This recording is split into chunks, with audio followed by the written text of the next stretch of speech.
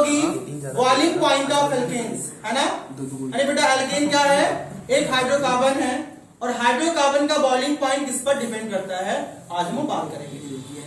बच्चों पहला काम ये देखते हैं हम, अगर स्ट्रेट चेन है, अगर स्ट्रेट चेन का नंबर ऑफ कार्बन बढ़ेगा, मतलब अगर कार्बन कंटेंट बढ़ेगा तो बॉइलिंग पॉइंट इंक्रीज हो जाएगा। देखिए आप एग्जांपल क्या आपका बेटा पे, ये क्या आपका ब्यूटेन है, प्रोपेन है, तो ये क्या क्या है 1 2 3 4 5 6 7 8 9 नोनेन है। ब्यूटेन, प्रोपेन एंड नोनेन तीनों क्या है, एक स्टेट स्ट्रक्चर है, स्टेट चेन है। बताओ बेटा इसमें से तीनों में से किसका बॉइलिंग पॉइंट सबसे ज्यादा होगा, बताओ क्या होगा, इसका नोनेन का होगा ना। क्यों भैया, क्योंकि इसका मॉलिक्यूलर मास क्या है, इसका मॉलिक्यूलर मास क्या, इसका ज्यादा है, ठीक है ना।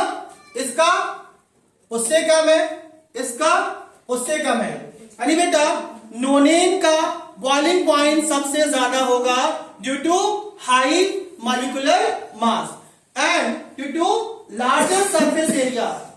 यानी बेटा नंबर ऑफ कार्बन बढ़ेगा तो सरफेस एरिया भी क्या होगा, बढ़ेगा।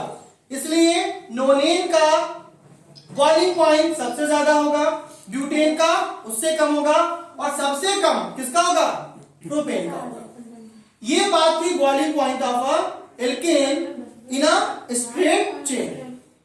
बट बेटा अगर यहां पर स्ट्रक्चर कैसा रहेगा, ब्रांच रहेगा, ये देखिए यहां पर,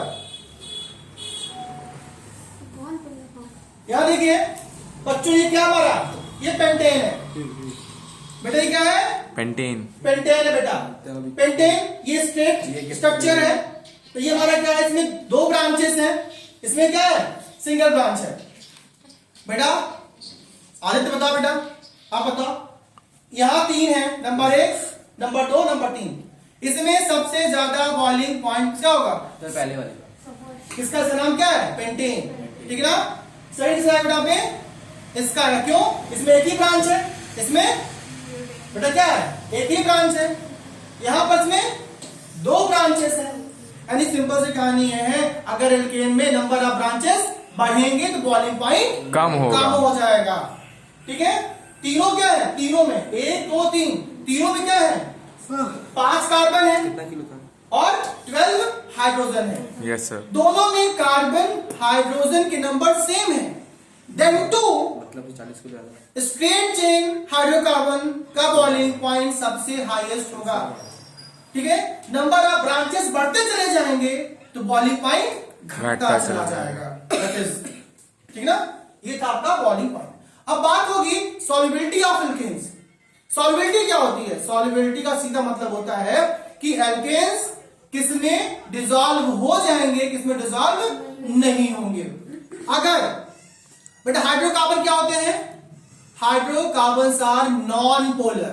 व्हाट इज पोलर, पोलर का मतलब बेटा होता है कि मॉलिक्यूल्स में चार्ज है कि नहीं है। बेटा हाइड्रोकार्बन्स में कोई चार्ज नहीं होता, that's why alkanes are non polar. अब बताओ बेटा एल्केन क्या पानी में डिसॉल्व होगा, बताओ होगा। क्या एल्केन्स पानी में डिसॉल्व होंगे, नहीं होंगे, क्यों, क्योंकि एल्केन क्या है, नॉन पोलर है। बेटा एल्केन क्या है, नॉन पोलर है, और पानी क्या है, पोलर। तो एल्केन चाहे मीथेन हो, प्रोपेन हो, ब्यूटेन हो, पेंटेन हो, हेक्सेन हो, ये सब पानी में डिसॉल्व नहीं होंगे बच्चों। क्यों, क्योंकि बेटा वाटर क्या है, बेटा ये है वाटर। वाटर का स्ट्रक्चर बेटा क्या, OHH है ना, का O क्या है, इलेक्ट्रोनेगेटिव, H क्या है, इलेक्ट्रोपॉजिटिव, ये क्या है, इलेक्ट्रोपॉजिटिव। दैट्स व्हाई पानी में नॉर्मल हाइड्रोकार्बन्स जिनमें फंक्शनल ग्रुप नहीं होता है वो पानी में डिसॉल्व नहीं होंगे। लेकिन अल्कोहल, अल्कोहल क्या है, अल्कोहल हमारा पोलर होता है, तो आपका पोलर। क्यों बेटा, अल्कोहल में 2 चीजें मिक्स हैं, क्या है, OH भी है, साथ ही साथ एल्केन ग्रुप जुड़ा है, लेकिन OH जुड़ने की वजह से वो क्या हो गया है, वो हो गया है पोलर। यानी कि बेटा polar hydrocarbons are dissolve in water. क्यों, कि वाटर क्या है, नॉन पोलर। सिंपल सी कहानी ये है कि नॉन पोलर डिसॉल्व होगा और पोलर में। बताओ बेटा कि मैंने बात किया किसका, प्रोपेन का। प्रोपेन बेंजीन में डिसॉल्व होगा कि नहीं होगा, होगा। क्यों, बेंजीन भी क्या है, नॉन पोलर, प्रोपेन भी क्या है, non polar, non polar, non polar dissolve हो जाएगा। मैंने कहा बताओ बेटा कि पेट्रोल में ब्यूटेन ऐड होगा नहीं होगा, होगा बेटा। क्यों, दोनों क्या है, पोलर। ठीक है। अब सुनो बेटा, आपके पास एक गिलास में पेट्रोल है बेटा, एक में क्या आपके वाटर है बेटा। वाटर में प्रोपेन डाला, डिसॉल्व होगा नहीं होगा। Propane non polar, water polar, no dissolution. बेटा यहाँ पर पेट्रोल में डाला क्या, प्रोपेन, क्या होगा, डिसॉल्व। क्यों बेटा, दोनों क्या है, non polar, non polar. That's it. ये था ऑल अबाउट। हाँ, नंबर 3 डेंसिटी। बेटा एल्केन की डेंसिटी क्या होती है, वाटर से कम होती है, इसीलिए ऑलमोस्ट हाइड्रोकार्बन्स पानी में तैरते हैं। क्यों भैया, क्योंकि वाटर की डेंसिटी क्या होती है, इन सीजीएस सिस्टम 1 होती है, और एल्केन की डेंसिटी कभी भी 0.9 से ज्यादा नहीं होगी बेटा। इसलिए almost hydrocarbons are float on the surface of water.